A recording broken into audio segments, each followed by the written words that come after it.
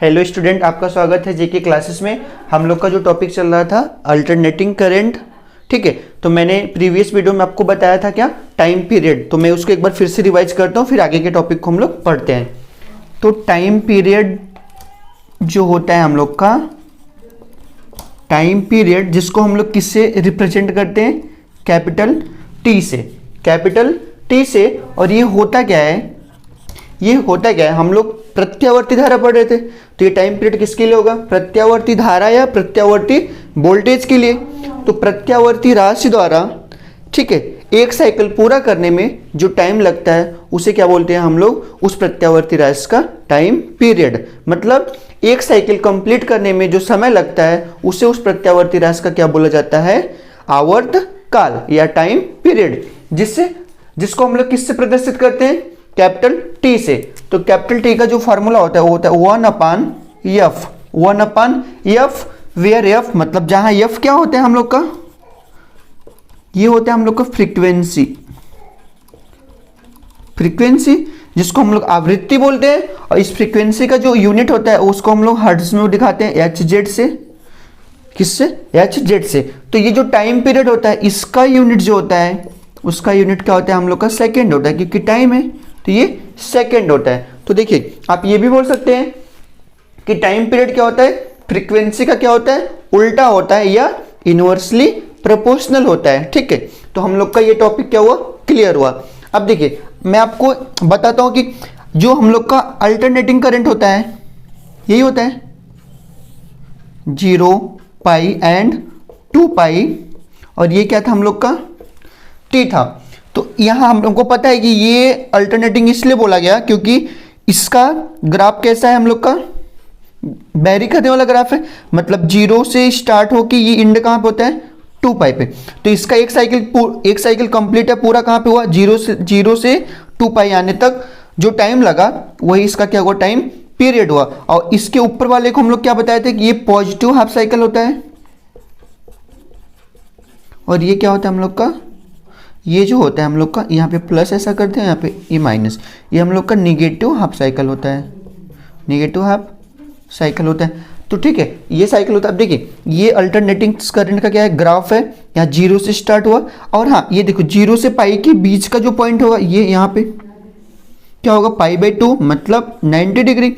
और इस पॉइंट पे अगर ये करंट का ग्राफ, अगर हम इसको किसका ग्राफ लेते हैं, इस ग्राफ को अगर हम करंट का ग्राफ, यहाँ पे देखिए इसको अगर हम करंट का ग्राफ लेते हैं, आई बराबर क्या होगा, Im sin ओमेगा टी, ये इक्वेशन होता है। तो इस पॉइंट पे क्या होता है, करंट की जो वैल्यू मिलती है वो क्या मिलेगी, मैक्सिमम मिलेगी। क्या मिलेगी, मैक्सिमम। मैक्सिमम मतलब सबसे ज्यादा इस पॉइंट पे मिलेगा। तो ये ग्राफ 0 से स्टार्ट हुआ, ऐसे बढ़ता बढ़ता बढ़ता बढ़ता गया यहाँ पे मैक्सिमम। फिर ये ग्राफ कैसा हो रहा है, देखिए ये नीचे की तरफ आ रहा है, मतलब इसकी वैल्यू जो है वो कम हो रही।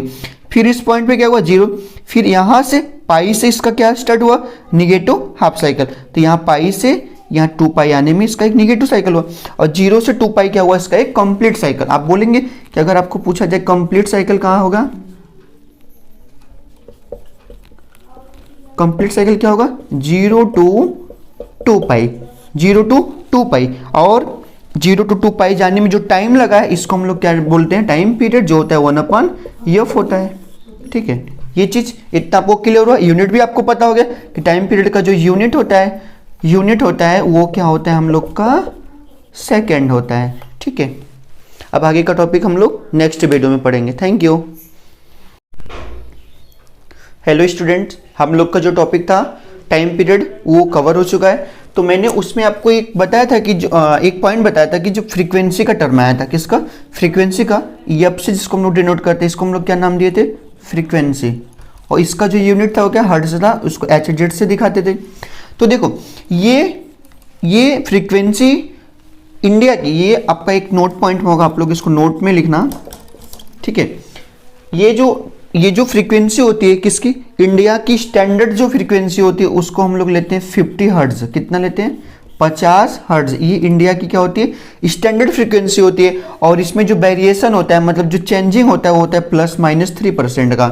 मतलब ये 50 से +3% आगे भी जा सकता है और ये 50 से -3% लेके पीछे भी आ सकता है। इतना ये फ्रीक्वेंसी क्या करता है, वेरी करता है, बट स्टैंडर्ड फ्रीक्वेंसी कितना होती है, 50 हर्ट्ज होती है।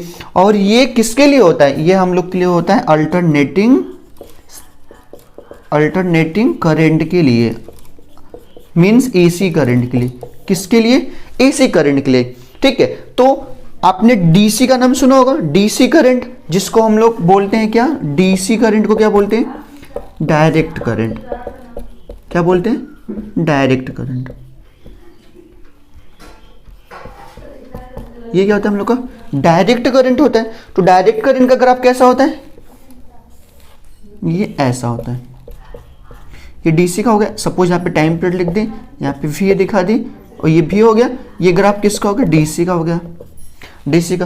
तो अब देखिए ये डीसी अगर यहाँ से स्टार्ट हुई तो स्ट्रेट लाइन जा रही है, क्या कहीं पे एंड हो रहा है क्या, मतलब कहीं पे खत्म हो रहा है क्या, नहीं। अगर आपको चेक करना है कि इसका टाइम पीरियड क्या होगा डीसी का, एसी का तो टाइम पीरियड हम निकालेंगे तो टी इक्वल टू 1/f से निकलेगा।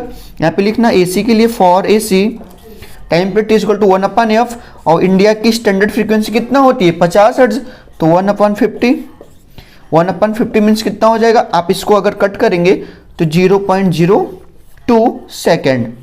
मतलब एक कंप्लीट साइकिल को, मतलब एक साइकिल को कंप्लीट करने के लिए उसको इतना टाइम लगता है, इतना टाइम लगेगा। ठीक है, नेक्स्ट अगर फॉर डीसी के लिए हम चेक करते हैं कि हम लोग का टाइम पीरियड क्या होगा, यहाँ पे लिखते हैं फॉर डीसी।